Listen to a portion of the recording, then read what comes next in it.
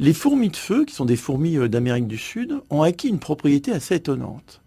Comme elles vivent dans un pays où elles sont soumises à des inondations de façon récurrente, quand elles sentent qu'une inondation va arriver, elles s'attrapent les unes aux autres et elles forment ce qu'on appelle un radeau. Ce radeau est extrêmement résistant, c'est-à-dire qu'elles se tiennent tellement les unes aux autres que c'est aussi solide qu'une balle de tennis, et ça flotte, parce qu'elles ont emprisonné de l'oxygène. Et elles mettent la reine sur le dessus. Et après, ça part sur le fleuve. Elles peuvent heurter des morceaux de bois. Elles survivent. Elles survivent aux vagues. La seule chose auquel elles ne survivent pas, c'est des poissons qui, de temps en temps, mangent un morceau. Il n'y a aucun système parfait. Et elles attendent de pouvoir retoucher le bord. Et quand elles retouchent le bord, celles qui sont au bord s'accrochent, elles se déroulent, elles repartent.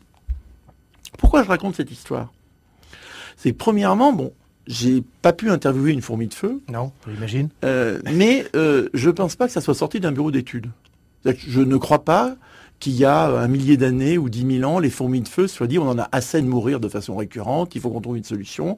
Donc on fait un certain nombre de prototypes, on fait des tests et on voit comment ça marche. Je rappelle quand même que vous êtes polytechnicien, hein, oui. vous savez de quoi vous parlez. Hein oui, comme j'ai ingénieur, vous êtes un ingénieur. Voilà, et j'ai effectivement réussi par les mathématiques au départ. Donc précisément, je sais à quel endroit elles s'appliquent et à quel endroit elles ne s'appliquent pas.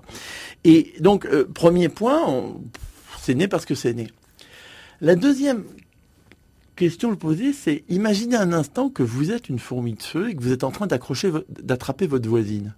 Vous pensez à quoi ? C'est-à-dire, comment vous avez la moindre chance de comprendre ce que vous êtes en train de faire ? C'est-à-dire, comment une fourmi de feu pourrait comprendre que c'est en attrapant sa voisine qu'elle va survivre. Mm-hmm. Même nous, on a du mal à modéliser.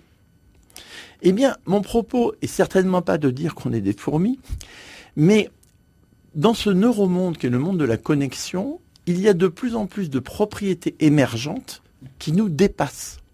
Et nous n'avons pas plus de chances de comprendre ce qui va se passer qu'une fourmi de feu a la possibilité de comprendre le radeau. Donc du coup, il faut une acceptation. Et je suis certainement pas... Sans forcément comprendre, une acceptation sans comprendre, une sorte d'abandon, comme on veut dire. Accepter le dépassement.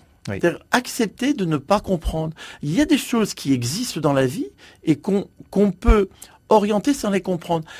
Un berger qui garde des moutons n'a pas fait des études de biologie. Et il arrive parfaitement à garder les moutons de façon efficace. Donc arrêtons ce mythe de vouloir diriger par la compréhension et l'analyse. Et il faut retourner à une étude beaucoup plus modeste et une acceptation du dépassement.